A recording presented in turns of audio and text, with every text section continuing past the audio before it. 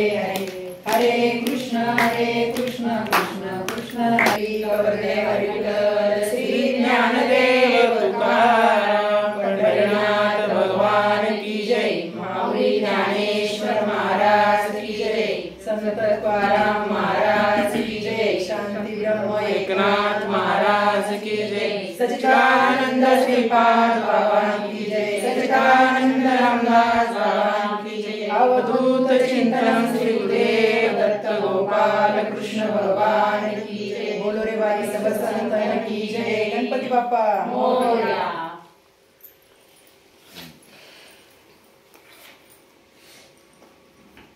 भगवंत म्हणतात, जे न दिले वसुदेव पित, जे न संगेची पितया वसुदेवासी, जे न संगेची माते देवकीसी, जे न संगेचे बंधू बळीभद्रासी, ते गुह्य अर्जुनेसी बोलत असे। आणि तेही देवी लक्ष्मी एवढी जवळीक, परी तेही न देखे या प्रेमाचे सुख, आजी कृष्ण स्नेहाचे बिक या तेची अर्थी। म्हणजे हे जे मी माझ्या वडिलांना वासुदेवांना मी जे नाम दिले नाही, जे माझी माता देवकी ते असेही मी ते नाव दिले नाही, ते नाव तो राजगुह्य योग मी अर्जुना तुला सांगत आहे। तो राजगुह्य योग म्हणजे काय, जे संत परंपरेने चालत आलेले, जसे मच्छिंद्राने बोध गोरक्षाची केला, गोरक्ष बळाला गहिनी प्रती, गहिनी प्रसादे निवृत्ती दातार आणि ज्ञानदेवासार चोजविले। म्हणजे संत परंपरेने जे नाम चालत आलेले आहे तेच नाम मी तुला अर्जुना देत आहे। अर्जुना तुला देत आहे म्हणजे जे आवर्जून ऐकतात त्यांना मी हे नाम देत आहे। ते नाम दिल्यानंतर आपल्या आतमध्ये आत्मज्ञान प्रगट होतं। ते नाम घेण्यासाठी आपण संतांना शरण गेलं पाहिजे, संतांच्या चरणावरती माथा ठेवला पाहिजे। सर्व भावे संत चरणी हा माझा विश्वास आणि सर्व भावे दास झालो त्यांचा। संतांच्या वचनावरती विश्वास ठेवून आपण ते नाम घेतलं पाहिजे, त्यांच्या वचनावरती चाललो पाहिजे। ते नाम दिल्यानंतर आपण त्याचे नामस्मरण केलं पाहिजे, चिंतन केलं पाहिजे, मनन केलं पाहिजे आणि निरिध्यास केलं पाहिजे। त्याचा निरिध्यास केल्यानंतर आपल्यामध्ये तो आत्मबोध प्रगट होतो आणि आनंदाच्या आणि सुखाच्या लहरी प्रगट होऊ लागतात। त्या आनंदाच्या सुखाच्या लहरी प्रगट झाल्यानंतर आपला आनंद गगनात मावनासा होतो। नाचे गा एवढे आपुलिया छंदे आणि मनाच्या आनंदे आवडीने। आणि किती सांगू मी सांगू कुणाला, आणि आज आनंदी आनंद झाला। सेवितो हा रस वाटितो अनिक आणि घ्या रे होऊ नका रानभरी। मग तो ब्रह्मरस आपल्याला प्राप्त झाल्यानंतर आपल्याला तो ब्रह्मरस प्रत्येकाला वाटावा वाटतो। त्याचा अनुभव म्हणजे ते नाम घेतल्यानंतर त्या नामापासून आपल्याला काय फायदे होतात। नाम तुझे रे नारायणा आणि फोडी पाषाणाला पाना। त्या नामाचे नामस्मरण केल्यानंतर दगडालाही पाझर फुटतो, तसाच या अंतःकरणातल्या असणाऱ्या आत्म्यालाही पाझर फुटतो आणि त्या देहाला पाझर फुटल्यानंतर आत्म्याची आणि परमात्म्याची भेट होते आणि त्यानंतर अष्टसात्विक भाव आपल्यामध्ये प्रगट होतात। अष्टसात्विक भाव प्रगट होतात। कंठी प्रेम दाटे नै नीर लोटे आणि हृदयी प्रगटे रामरूप।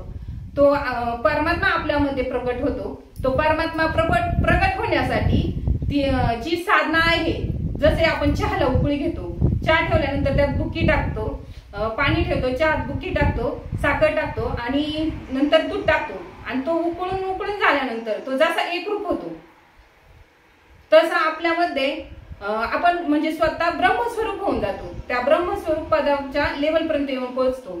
ते नाम घेतल्यानंतर परत पुन्हा जसा आजामेळाचा उद्धार झाला, जसा वाल्याचा वाल्मिकी झाला, त्यांना विचारलं होतं की तुम्ही हे नाम घेतल्यानंतर तुम्हाला काय प्रायचित, म्हणजे वाल्याचा वाल्मिकी झाला, त्यांच्या पापामध्ये कुणी सहभागी झाले नाही, त्यांची मुलं आई वडील कुणी सहभागी झाले नाही। ते नाम घेतल्यानंतर आपणही हे शोधायचं की आपण कुठपर्यंत जाऊन पोहोचणार आहे। आपल्या पण संघ काही येणार नाही आहे, हे ते सर्व इथेच राहणार आहे। मग आपण जे पुण्य कर्म करू, जे चांगली कर्म करू ती आपल्या संघ येणार आहेत। मग ते नाम घेतल्यानंतर आपण पुढे जायचं की मागे राहायचं, या परमार्थ करत असताना, या साधनाचा अवलंब करत असताना या साधनावरतून रिटर्नही माग ओढलं जातं, परंतु आपण ते साधन कधीच सोडायचं नसतं। त्या नामावरती दृढ राहून आपण सतत पुढे चालत राहायचं.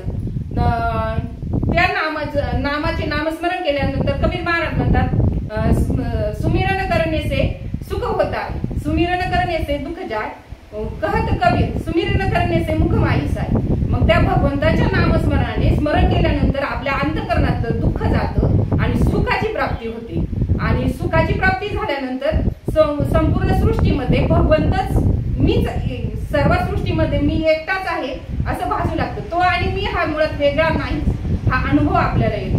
हा अनुभव आपल्याला येतो.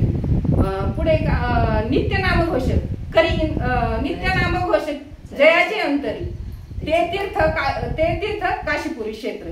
म्हणजे आपण त्या नामाचा नामस्मरण केल्यानंतर ज्याच्या अंतःकरणामध्ये रोज सतत त्या नामाचा जयघोष चालू असतो, नामस्मरण चालू असतं, ते तीर्थ काशी सांगितलेलं आहे. म्हणजे त्याचं पुण्य जर आपल्याला एवढं आहे, ते तीर्थ आपल्या जवळ आहे आणि आपण कुठे जातो, लांब बघायला जातो.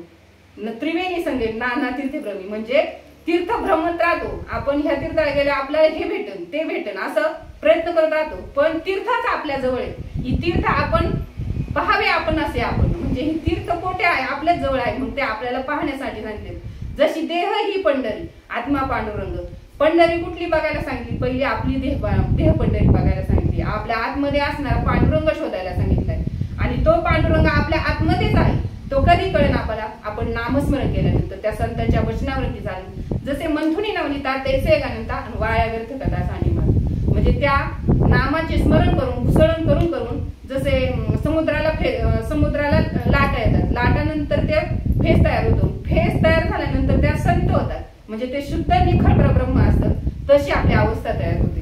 मग त्या ब्रह्म स्वरूपाशी आपण एकरूप होऊ जातो.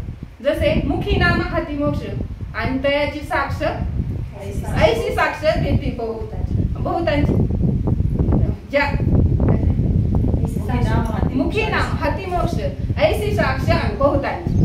म्हणजे ते नाम आपल्या नंतर मिळालं, जिवंतपणे आपल्या हाती मोक्ष मिळतो. जिवंतपणे मोक्ष कसा मिळतो, कसा मोक्ष मिळतो, ते आपण जोपर्यंत सतत साधना करीत राहणे, आपल्या अंतकाल समयापर्यंत आपण त्या नामाची साधना करणे. आणि अंतकाल समयाला आपल्याला जरी ते नाव आठवलं नाही तरी त्या शेवटच्या क्षणाला तो ते नाम आपल्या मुखातून बोलून घेतो. हा खरा मोक्ष सांगितलेला आहे आपल्याला. झालेली सेवा संतांची